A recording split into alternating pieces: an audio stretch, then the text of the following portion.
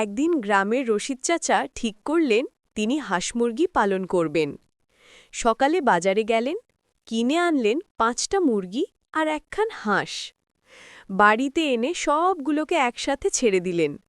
কিছুক্ষণ পর দেখেন হাঁসটা পুকুরে সাঁতার কাটছে আর মুরগিগুলো তার পিছনে গিয়ে ক্যাক ক্যাক করে ডাকছে।